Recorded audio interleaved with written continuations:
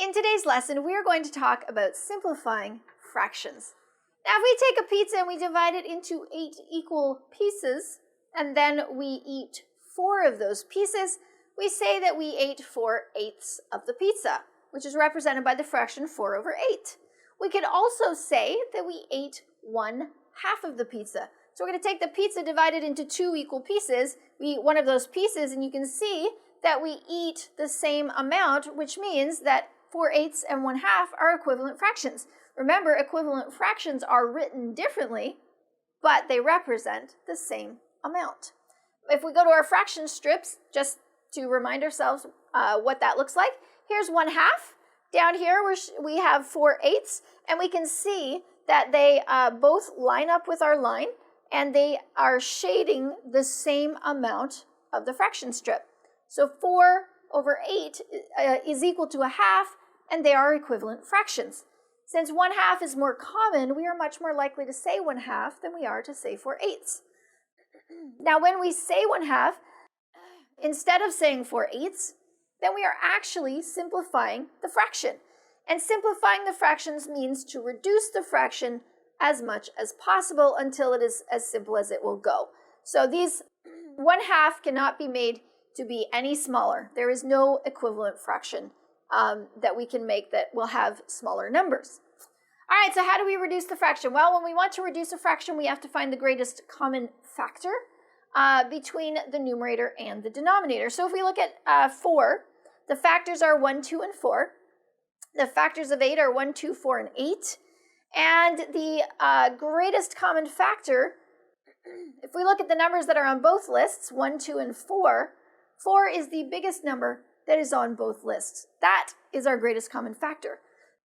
So we take our greatest common factor and we divide both the numerator and the denominator by 4.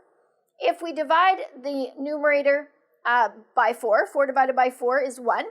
8 divided by 4 is 2. So when we divide both the numerator and the denominator by the greatest common factor, we get 1/2, which is what we showed.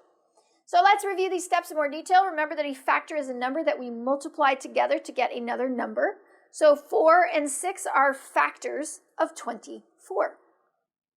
Now remember that a number can have multiple factors because 24 has more than just 2 factors that will multiply to give us 24. In fact, let's go ahead and find out what all of the factors of 24 are.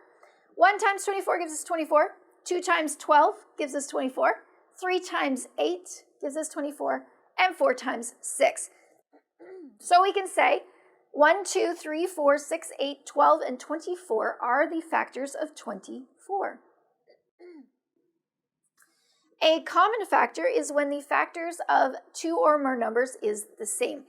And the greatest common factor is the biggest number of the common factors. So let's find the common factors of 12 and 30. So 12, the factors are 1, 2, 3, 4, 6, and 12. The factors of 30 are 1, 2, 3, 5, 6, 10, 15, and 30. So the common factors are 1, 2, 3 is on both lists, and finally 6 is also on both lists. So the greatest common factor is the largest of the common factors. So we can see that 6 is the greatest common factor between 12 and 30. Let's find the greatest common factor of 24 and 30. So the factors of 24 we found were 1, 2, 3, 4, 6, 8, 12, and 24. And the factors of 30, 1, 2, 3, 5, 6, 10, 15, and 30. So we've already found these previously.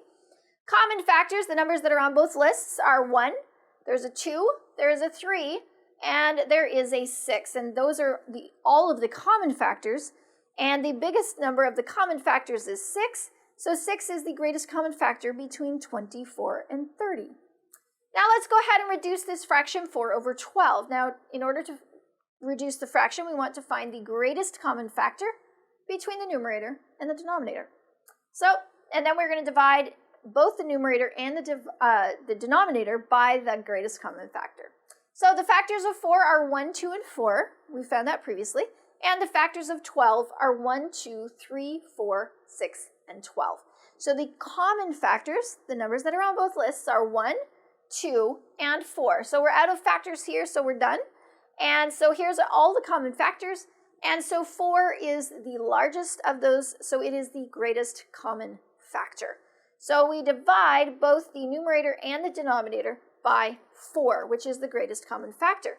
So 4 divided by 4 gives us 1. 12 divided by 4 gives us 3.